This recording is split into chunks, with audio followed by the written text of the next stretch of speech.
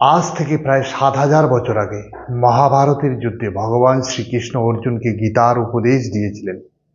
জানা যায় যে গীতায় সমস্ত রকমের সমস্যার সমাধান রয়েছে। গীতায় বলা শ্রীকৃষ্ণের বাণী আজও আমাদের জীবনকে এগিয়ে যাওয়ার অনুপ্রেরণা দেয়। তাই জীবনের কোনো সমস্যার সমাধান পেতে এবং জীবনে সাফল্য লাভ করার জন্য গীতার কিছু বাণী আমাদের মনে রাখা দরকার। শ্রীমদ্ ভগবদ গীতা শুধুমাত্র ধর্মের জন্য নয়, এই গ্রন্থটিকে পৃথিবীর সমস্ত মানুষের পড়া এবং বোঝা উচিত, যাতে সে তার জীবনে সুখ, শান্তি ও সাফল্য অর্জন করতে পারে। শ্রীমদ্ ভগবদ গীতা এমন একটি ধর্মগ্রন্থ যা মানুষকে সঠিকভাবে বাঁচার পথ বলে দেয়।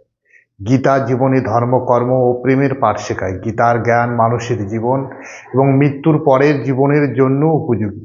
গীতা একটি সম্পূর্ণ জীবন দর্শন এবং তা অনুসরণ করা ব্যক্তি সর্বশ্রেষ্ঠ হয়। জানা যায় যে ঘরে নিয়মিত গীতা পাঠ করা হয় সেই ঘরে নাকি ভগবান শ্রীকৃষ্ণ আসা যাওয়া করেন। তাই গীতায় মোট 18টি অধ্যায় এবং 700টি শ্লোক রয়েছে। এই জন্য সবার পক্ষে পড়া একটু কঠিন হয়ে পড়ে।